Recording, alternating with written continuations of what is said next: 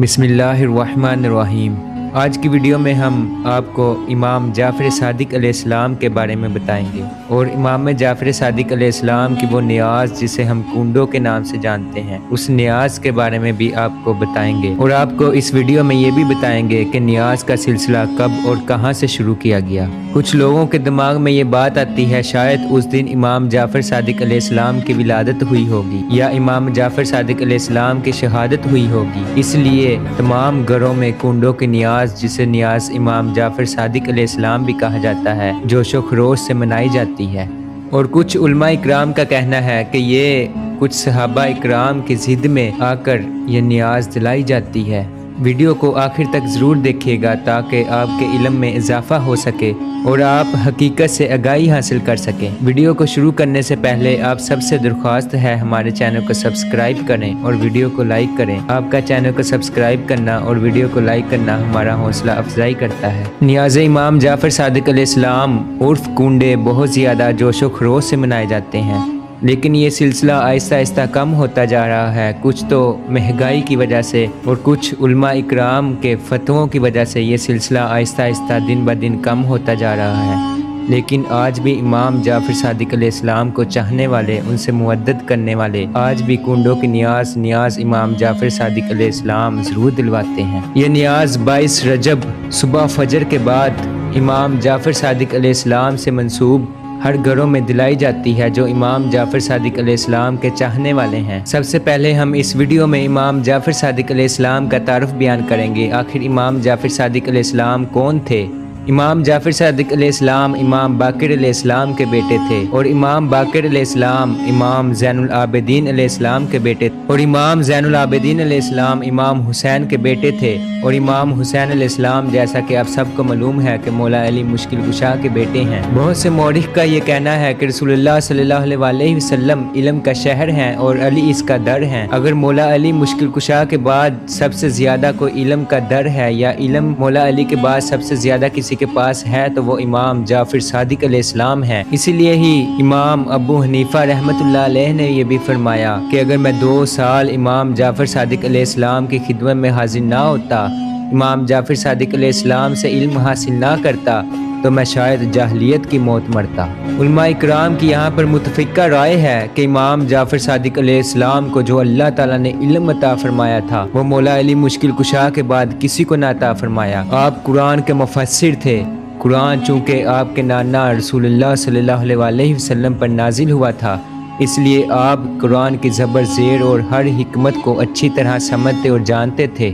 اسی طرح ہی روایات میں ملتا ہے ایک لکڑہارا جو کہ بہت زیادہ غریب تھا، لکڑیاں کاٹ کر اور بیچ کر اپنے بال بچوں کا گزارا کیا کرتا تھا، لیکن آہستہ آہستہ وقت کے ساتھ ساتھ اس پر قرضہ چڑھتا گیا۔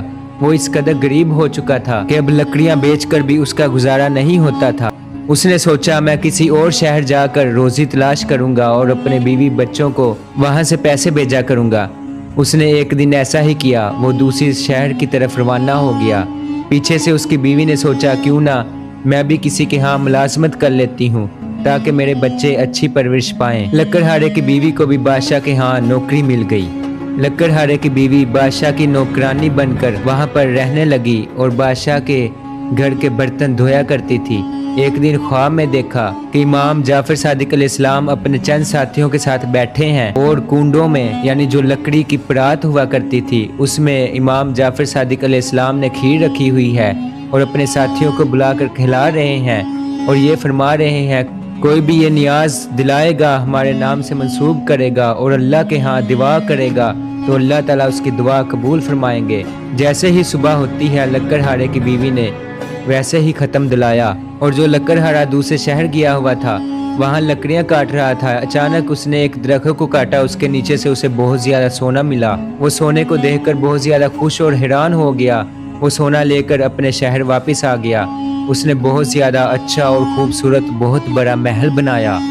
ایک دن اپنی بیوی سے کہنے لگا کہ اسی دن ہی یعنی 22 رجب کو مجھے سونا ملا تھا، اور بیوی نے کہا اتفاق یہ ہے کہ میں نے اس دن امام جعفر صادق علیہ السلام کا دیدار کیا تھا اور امام جعفر صادق علیہ السلام کے نام پر نیاز دلائی تھی۔ مجھے لگتا ہے یہ ہماری قسمت انہی ہی کی بدولت چمکی ہے۔ لکڑہارے نے ایسا ہی کرنا شروع کر دیا۔ جب 22 رجب آتی تو وہ نیاز امام جعفر صادق علیہ السلام دلاتا۔ لیکن جو بادشاہ کی شہزادی تھی اس نے اپنی کنیز سے پوچھا یہ کس کا محل اتنا بڑا ہے؟ اس نے کہا جو آپ کے ہاں ملازمت کیا کرتی تھی، آپ کے برتن دھویا کرتی تھی، یہ اسی نکرانی کا ہی اتنا بڑا محل ہے۔ اور اس کا یہ کہنا ہے کہ اس نے نیاز امام جعفر صادق علیہ السلام دلائی ہے، جس کی وجہ سے اللہ تعالیٰ نے اس کی زندگی کو بدل دیا ہے۔ بادشاہ کی شہزادی کو یہ یقین نہ آیا، بلکہ مذاق اڑاتی ہوئی وہاں سے چلے گئی۔ اور اچانک پھر ایسا ہوا، شہزادی کا خاوند یعنی جو وزیر تھا، بادشاہ نے اسے وزارت سے اتار دیا اور اپنے محل سے باہر نکال دیا۔ رستے میں انہیں بھوک لگی، انہوں نے ایک تربوز والے سے تربوز خریدا، اسے کپڑے میں لپیٹ لیا۔ دوسری طرف بادشاہ کا بیٹا جو شکار پر گیا ہوا تھا، وہ کافی دن ہو گئے واپس نہیں آیا۔ باقی وزیروں نے کہا کہ یہ اسی وزیر کا کام لگتا ہے جس کو آپ نے ملازمت سے نکال دیا ہے۔ بادشاہ نے کہا میرے سامنے وزیر اور شہزادی کو پیش کیا جائے۔ جیسے ہی بادشاہ کے سپاہیوں نے اس وزیر اور اس کی بیوی کو ڈھونڈا تو وہ بادشاہ کی خدمت میں لے کر حاضر ہو گئے۔ بادشاہ نے دیکھا اس کپڑے میں خون نکل رہا ہے۔ جب بادشاہ نے وہ کپڑا کھولا، دیکھا اس کے بیٹے کا چہرہ اس میں موجود تھا جو خون آلود تھا۔ بادشاہ یہ سب دیکھ کر پریشان ہو گیا اور بہت زیادہ غصے میں آ گیا، دونوں کو قید کی سزا سنا دی۔ وزیر اپنی بیوی کو کہتا ہے کہ نہ جانے ہم سے کون سی اتنی بڑی غلطی ہو گئی ہے جس کی ہمیں یہ سزا مل رہی ہے۔ بیوی کہنے لگی یہ غلطی آپ سے نہیں بلکہ یہ غلطی مجھ سے ہوئی ہے، میں نے امام جعفر صادق علیہ السلام کی نیاز کا مذاق اڑایا تھا، جس کی بدولت ہمیں یہ سزا بھگتنی پڑ رہی ہے۔ چنانچہ وہ دونوں رات روتے رہے اور اللہ سے توبہ کرتے رہے۔